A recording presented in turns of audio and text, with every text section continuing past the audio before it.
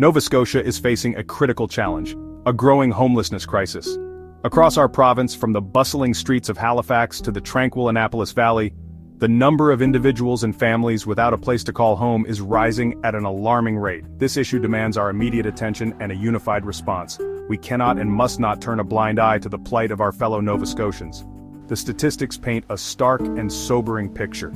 In Halifax, the waiting list for public housing has swelled to an astounding 7,000 to 8,000 people. A staggering 150 to 200 individuals find themselves living rough, exposed to the elements and dangers of street life.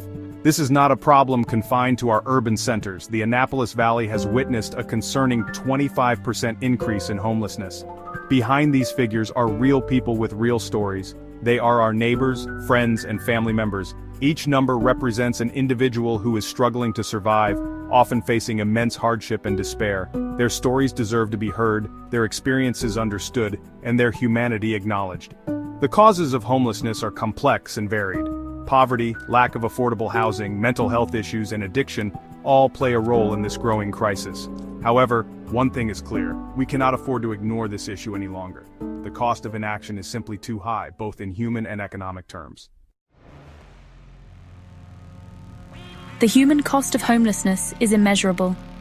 Living without a safe and stable place to call home takes a devastating toll on individuals and families.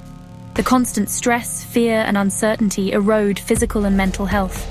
It becomes a barrier to employment, education, and social support. Imagine for a moment the harsh realities of life on the streets, the bitter cold of winter nights, the relentless summer heat, the constant threat of violence and theft, the lack of basic sanitation and hygiene. These are the daily struggles faced by those experiencing homelessness. The trauma of homelessness is particularly acute for children. Growing up without a stable home robs children of their childhood and jeopardizes their future. They are more likely to experience health problems, fall behind in school, and face challenges in adulthood. We cannot allow this cycle of suffering to continue. We need action now. We must act now to break down the barriers that prevent people from accessing safe, affordable, and supportive housing. Every person deserves a place to call home, a place where they feel safe, secure, and respected. The homelessness crisis is not just a human tragedy, it is also a significant economic burden on our province. The costs associated with emergency shelters, healthcare, and the justice system are substantial and unsustainable. A 2023 study by the Canadian Alliance to End Homelessness found that homelessness costs the Canadian economy $7 billion annually. This figure represents the combined costs of emergency shelter use, hospitalizations, interactions with police and the justice system, and other social services. In Nova Scotia, the economic impact is equally concerning. Emergency room visits, hospital admissions, and ambulance calls are significantly higher among those experiencing homelessness. The justice system also bears a disproportionate burden, as individuals without stable housing are more likely to come into contact with law enforcement. These costs underscore the need for a proactive and preventative approach to homelessness. Investing in affordable housing, mental health services, and addiction treatment is not only the compassionate thing to do, it is also the fiscally responsible thing to do. By addressing the root causes of homelessness, we can reduce the strain on our healthcare system, our justice system, and our social safety net. Amidst the stark realities of Nova Scotia's homelessness crisis, there is a beacon of hope: the Housing First approach. This innovative and compassionate model prioritizes providing individuals with immediate access to permanent housing without preconditions or barriers. Unlike traditional approaches that require individuals to address issues like addiction or mental health before accessing housing, Housing First recognizes that stable housing is a fundamental human right and a crucial foundation for recovery and well-being. The evidence overwhelmingly supports the effectiveness of the Housing First model. Studies have consistently shown that Housing First leads to significant reductions in homelessness, emergency service use, and overall costs to the system. Moreover, it empowers individuals to rebuild their lives with dignity and hope. In cities and provinces across Canada, Housing First initiatives are making a tangible difference. The At-Home Chez Soi project, a large-scale randomized controlled trial conducted in 5 Canadian cities, found that Housing First was highly effective in reducing homelessness and improving quality of life for participants. Addressing the multifaceted challenge of homelessness requires a multifaceted approach. Alongside the Housing First model, a range of innovative solutions are emerging to provide safe, affordable, and dignified housing options for those in need. Micro-housing, for example, offers a promising solution for individuals and couples seeking smaller, more affordable living spaces. These compact, self-contained units provide residents with privacy and independence while fostering a sense of community. Tiny home villages, another innovative concept gaining traction, offer a unique approach to addressing homelessness.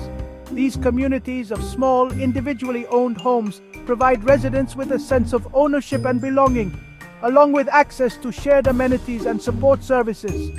In addition to these innovative housing models, we must explore creative solutions to address the underlying causes of homelessness.